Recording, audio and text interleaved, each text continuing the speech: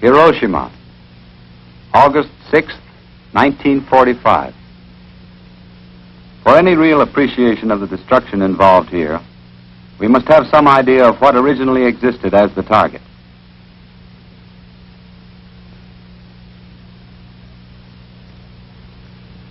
If Hiroshima, as it existed before the bomb exploded, were to have been located in the United States, it would have been slightly smaller than Miami or San Diego, but larger than Dayton.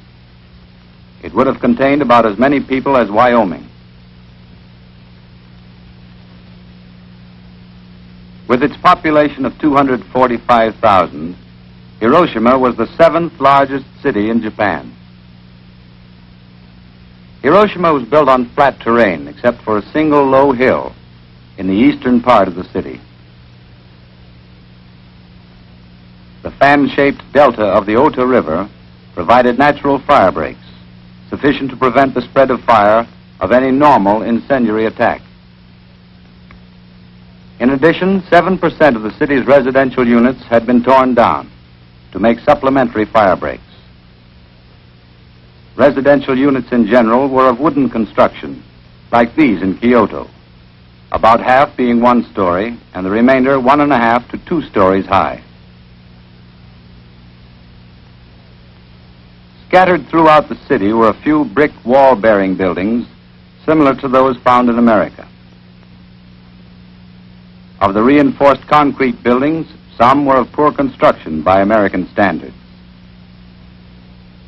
Others were earthquake-resistant and stronger than most similar multi-story American buildings.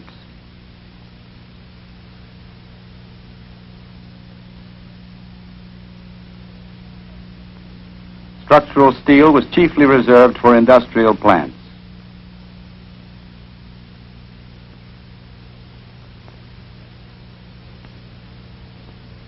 The main commercial district of Hiroshima was located in the center of the city, with residential areas and military barracks overlapping and surrounding it. The bulk of the large industries were located on the perimeter. The far edges of the city were sparsely populated and consisted of vegetable farms, wooded hills, storage and transportation areas. These sections were beyond the effective limit of the bomb. 4 square miles in the center of the city contained 3/4 of the total inhabitants. Here the population density per square mile was slightly greater than Brooklyn, New York.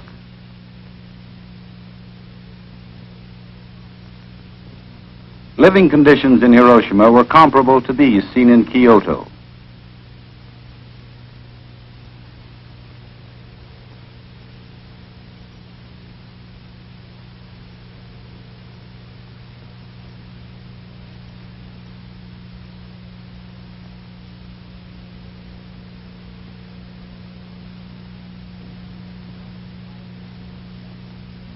There were numerous 1 to 5 man workshops in the commercial and residential districts. These provided 1/4 of the city's total industrial production.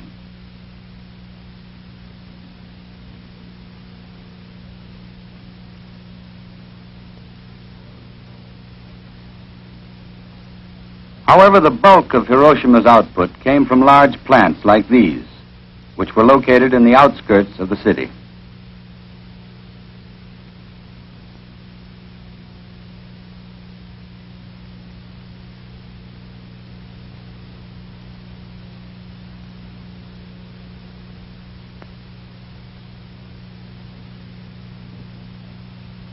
Transportation and communications were well developed. Waterworks and sewage disposal plants were modern. Power and light facilities were up to date.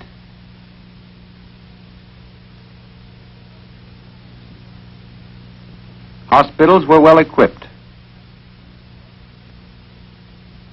There was an adequate police force and a trained fire department with fairly modern equipment.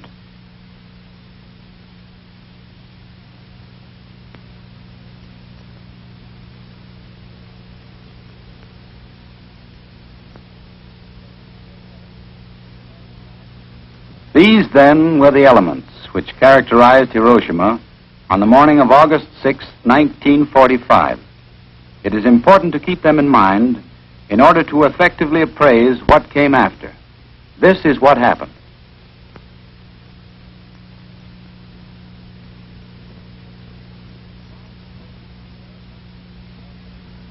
The bomb exploded in the air some distance above this point on the ground, which we shall call Ground Zero. The extent of material damage can be illustrated by superimposing the same area over Washington, D.C., where we can well imagine the effect of a similar bomb on the normal political, military, and economic functions of the capital. The atomic explosion achieved its results at Hiroshima by the release of energy in three forms: blast, heat, and radiation.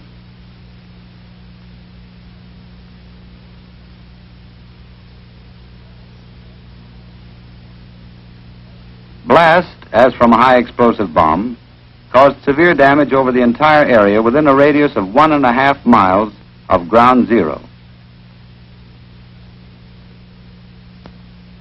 Radiation, as from X-rays or radium, ultimately caused the death of almost everyone who was fully exposed up to 1/2 mile from Ground Zero.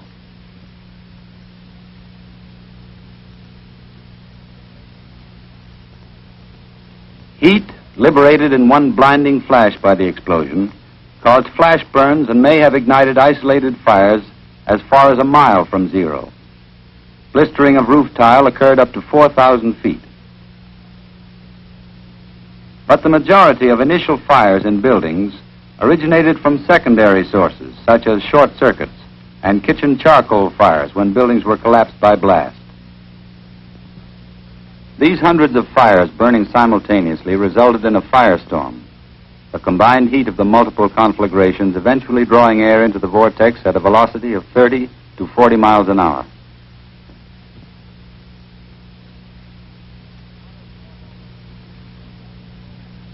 The firestorm almost completely burned out the 4.5 square mile center of the city, an area which had already been severely damaged by blast. In this area, 50 buildings of reinforced concrete remained standing. All of these suffered some degree of blast damage, and all except a dozen were gutted by the fires which spread from surrounding wood buildings.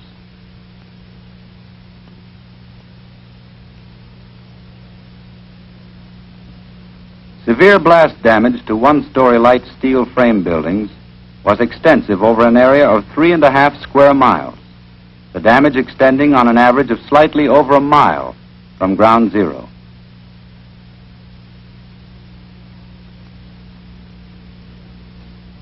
Multi-story brick buildings were seriously damaged over approximately the same area.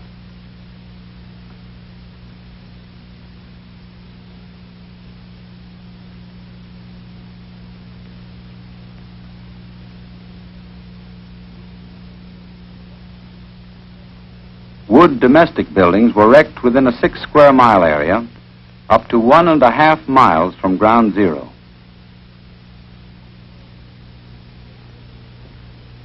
One-story brick buildings with load-bearing walls were wrecked over a similar area.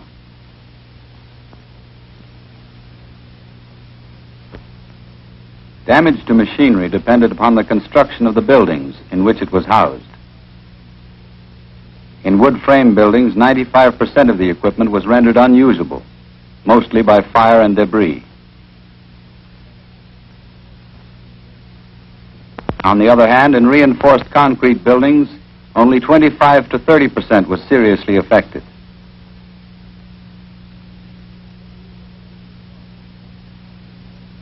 Debris was a major cause of destruction only in those reinforced concrete buildings where walls and roofs collapsed.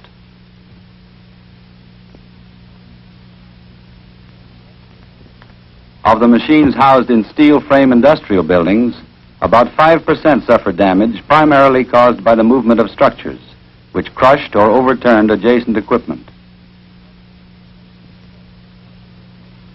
The subsequent exposure to the weather was what rendered most of the remaining equipment unserviceable. In all, 62,000 buildings in the urban area were destroyed and 6,000 severely damaged.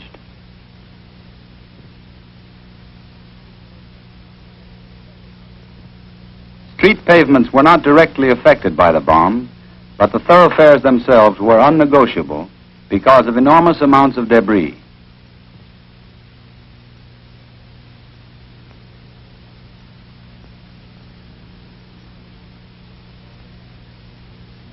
Steel and concrete bridges, although damaged, remained usable.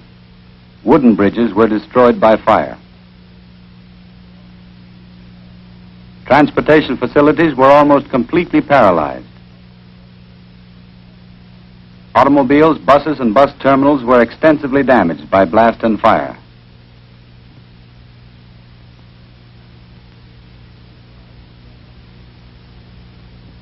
Streetcars were burned out. But railroad rolling stock losses were generally light because of their location at the perimeter of the bomb's range. Through service was resumed 2 days after the attack.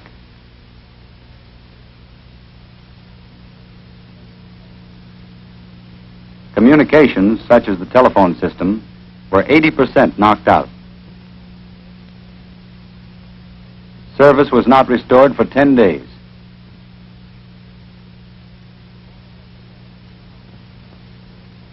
The water reservoir, 2 miles from the blast center, made of reinforced concrete and earth covered, was undamaged.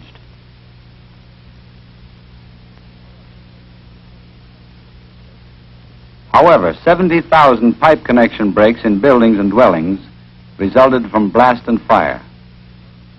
No subsurface pipes were crushed, and no leaks in these pipes were caused directly by blast, though several underground failures resulted from falling debris.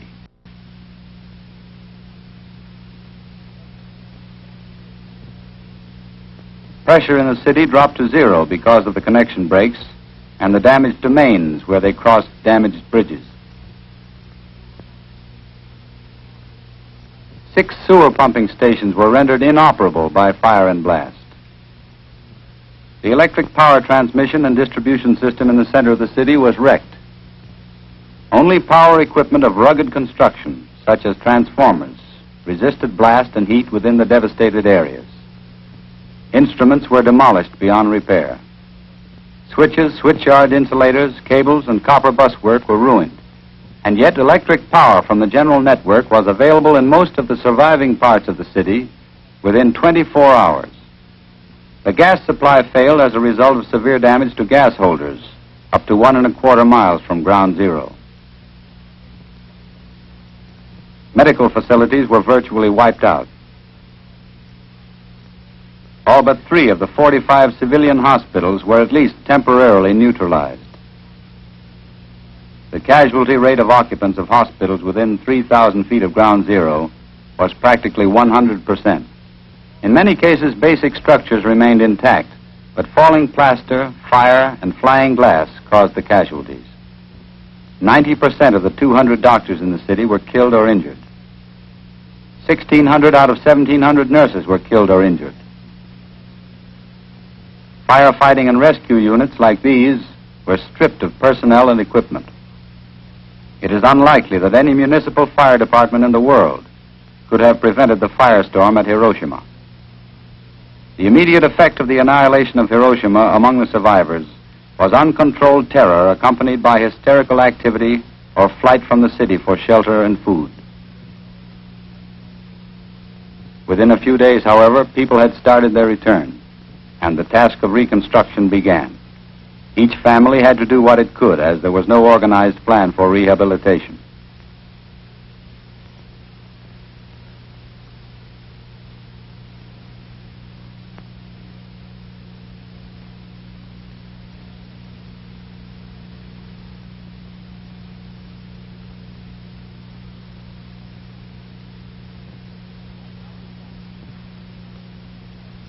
At Nagasaki, the destructive capacity of the bomb used was greater than that at Hiroshima, but the actual area razed was smaller because of the terrain and the point of fall of the bomb.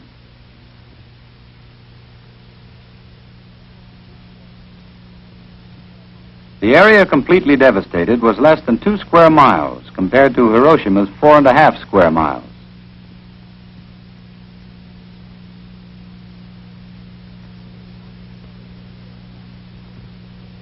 Multi-story reinforced concrete buildings, however, were structurally damaged over a wider area than at Hiroshima. This was partly because of the greater power of the bomb, and partly because buildings of this type, mostly schools and hospitals, were not as strongly constructed as comparable office and commercial buildings at Hiroshima.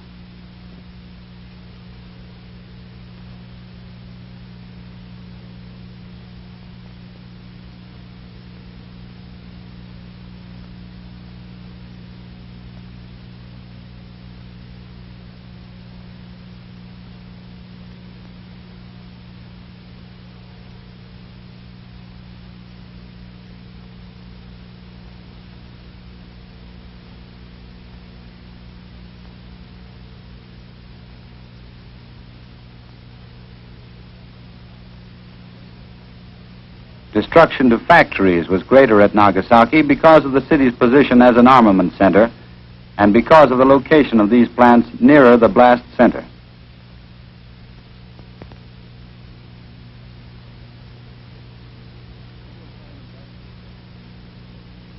Steel frame industrial buildings were stripped of their sheet metal cover. The frames were generally pushed over en masse by the force of the blast.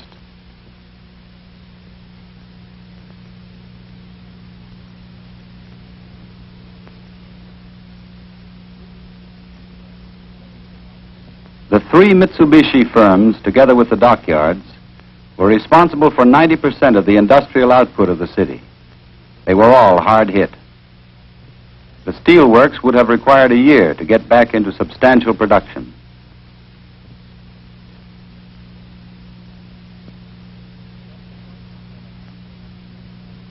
The electric works, on the other hand, could have resumed production at a reduced rate within 2 months.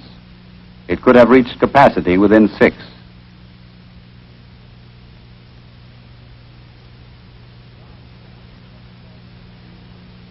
The arms plants would have required 15 months to reach 2/3 of their former capacity.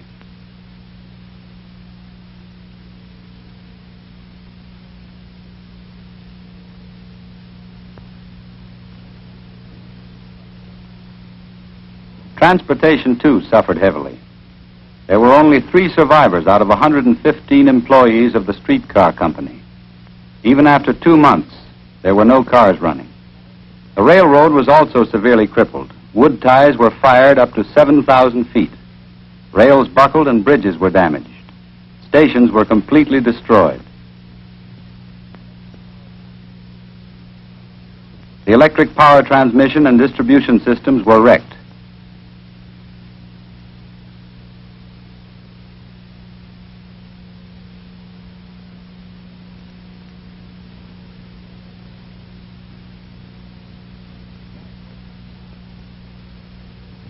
Gas holders were knocked out. Medical facilities fared badly. The medical college and 80% of the city's hospital beds were located within 3,000 feet of ground zero. They were almost completely destroyed. Casualties for the city as a whole, however, stood at 50% less than at Hiroshima.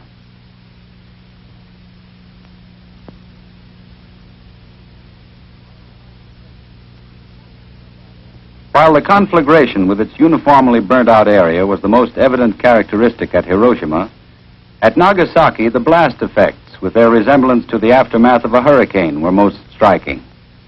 This is illustrated by the remains of this Catholic cathedral, located 1/3 of a mile from ground zero.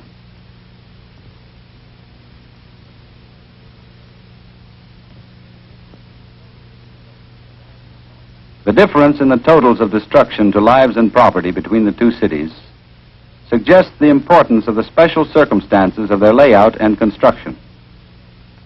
These differences had a direct bearing on the results of the bombings and must be considered in evaluating the effectiveness of atomic demolition.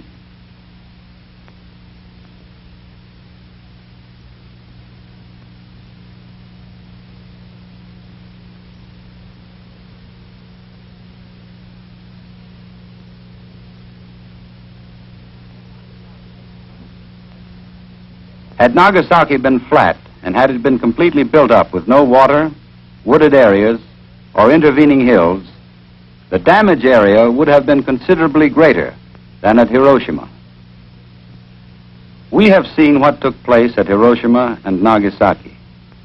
What happened to homes and factories, to schools and hospitals, to transportation and communications, to public services of all kinds, to the people themselves. From these scenes, we have some measure of the magnitude of the disaster which would befall an American city under an atomic bomb attack.